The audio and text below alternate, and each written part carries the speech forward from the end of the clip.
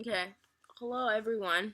A little disclaimer, I'm sick. Um, so I might be either coughing or clearing my throat for a bit. So ahead of time, excuse me for all the times that I will not notice. Also, this video is going to be about my reservist experience. So let's just go ahead and get right into the video. This is my 5th time doing this video. So, the first thing I'm going to talk about is drill. Drill is a once a month thing. It's Saturday and Sunday. If you live out of town, you're going to have to come in the day before. And when I say live out of town, I mean like 2 to 3 hours away. There's a minimum amount of miles outside of away from your destination or away from the military installation, and I think it's like 100 miles. Is it 100 miles? Don't quote me on that. I don't think it's 100 miles. That's craziness. But it might be. I'm not sure though. Don't quote me. But just know there's a minimum amount of miles. And if you are just below that minimum, like if it's 100 miles and you're just at like 99, they're not going to push for it. They're going to tell you to drive in every day.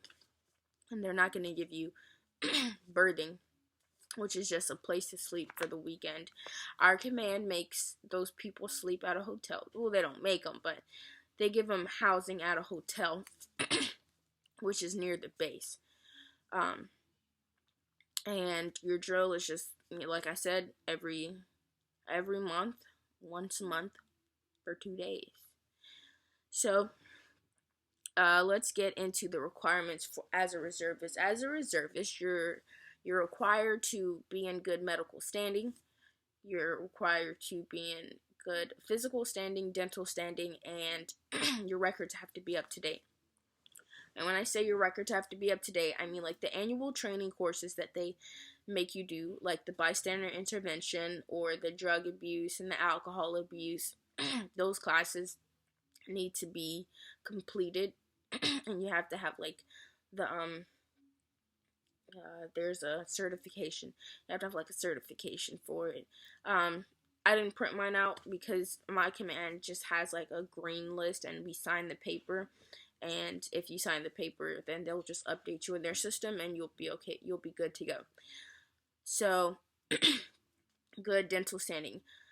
You are going to be in good dental standing if you get your cleaning every once a year and update the command. I have braces, so I had to sign a page 13, which says that in the event that I get mobilized, I have to remove my braces.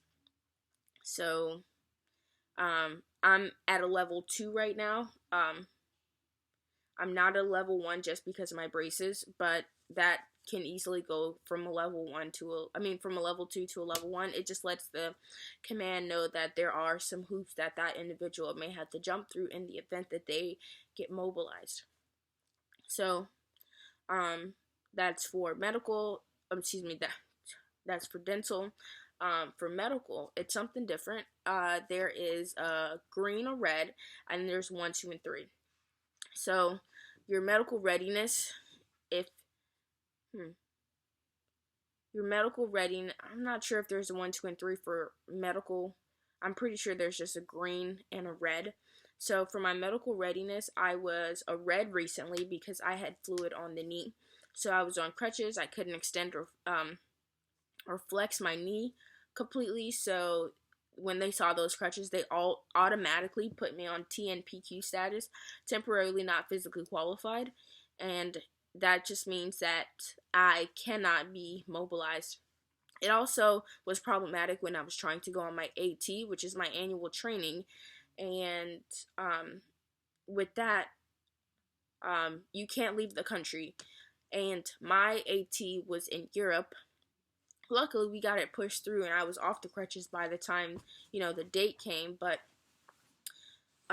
it was definitely problematic, because we were crunched for time. So, that could give you a red status or anything anything like that happens where you would be in danger if you left the country. So, yeah.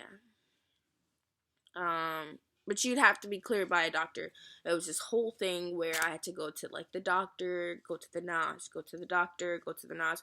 I was just bringing paperwork all around, and it was not fun at all. Definitely used up a lot of gas, and I mean, I guess it paid off in the end because I got the chance to go to Europe.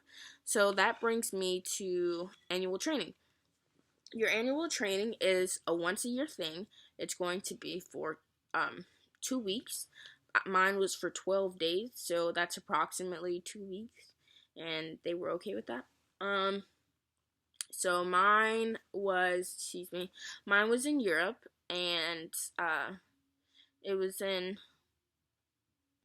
in Molesworth, and I got a chance to go to London. I got a chance to visit London. There, I lost my wallet, or I got pickpocketed. We don't know what happened, but I haven't seen the wallet since, and it was in my bag, and then it wasn't.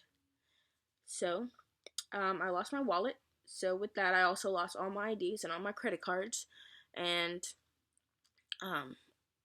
luckily, I left my passport at the hotel, so I was able to get another military ID with my passport and my orders. And then I had 2 pieces of ID. So when I came back to the States, I had to get like new cards, new everything. So with the AT training, you're pretty much just going to a place to do your job for 2 weeks. Annual training. You're just gonna go do your job for 2 weeks. Now, if you're like me, my rates, we do our job, but some other rates, they don't do their jobs. Like, I'm not gonna say MAs specifically, but the MAs that are near me, they actually don't do their job. They do like paperwork and stuff like that, because I guess they just don't have a need for them in this area. So, and when I say MAs, I mean Master at Arms. So that's like the people at the gates. But those military installations have full-time support. So, they really don't have a need for the reservist MA, so they end up doing someone else's job. So pretty much, it just depends on your rate. You might be doing your job and you might not be doing your job, but your annual training can be anywhere. Your first time might not be out of the country like mine was, but it possibly could be. They also tried to get me, since I was on the crutches, they tried to get me to do it at the on base, where the base that was closest to me. You just need to do 2 weeks of something. And they wanted me to do 2 weeks of my job at the base closest to me. And I did not want to do that, and I got it pushed. Anyway, so now I'm going to talk about pay. Pay and promotion. We're going to have that together. So pay and promotion is definitely one of the most important things to people at this command, because people love getting paid, but promotion is not. I got promoted recently to an E4. They still have me in the system as an E3. My job is a push button rate, so upon graduation I was supposed to get E4, but I graduated in like June. Okay, so I graduated in June and didn't get promoted until like February, March of the next year. So that was pretty intense. I know what I was supposed to get because I'm a NAT. It's just the program that I'm in. As a NAT, you're supposed to get not a stipend, like you're supposed to get like $1,000 as a enlistment bonus, and then you're supposed to get promoted upon graduation of your A and C school. So I didn't get that. I didn't get promoted right away, but I did get my money. I got my money. So pay is a priority, but promotion is not. It just really depends on how hard you push for it. If you have to take a test for it, all you have to do is just let them know that you that you need to take the test. They'll order it for you, and then you go to the location, take the test. If you pass, or if you're in the percentage that they need, then you're good. And how the percentages work is that if you scored, like, let's say that your score was 59, that means you scored 50, you scored in like the 59 percentile or something like that. It's like you scored higher than 59% of the people that took the test for that period. And that's pretty much how the percentages work. So you just need to be in the right percentage. Yeah. So that's pretty much pay and promotion. Somebody asked about getting deployed and getting mobilized. So, as a reservist, your main job is to prepare for mobilization. So, that just gets into your medical readiness status, your dental readiness status, all those records that you have to keep up with. Um, but if you get mobilized, you really don't have a choice in the matter. If they need you, need your rank, need your qualifications, then they are going to choose you and mobilize you. Somebody in our command recently got mobilized.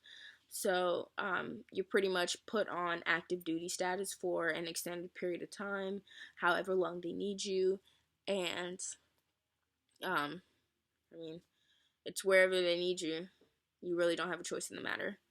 So, but you can also choose to be deployed, and those opportunities come up every once in a while. That was a weird noise. Those opportunities, you have to be on the lookout for those opportunities. You can be on active duty status as a reservist. There are 30-day, 2 months, 180 days, 3 years. Like, it varies. So if you want to be deployed, you can be deployed. This is pretty much the end of this video. And if you guys have any other questions about my time as a reservist, don't hesitate to ask. I get to these questions pretty quickly, and I will put my Instagram and my Snapchat in case you guys want to snap or ask any questions over Instagram. I do answer them. So, see you guys until next time. Goodbye.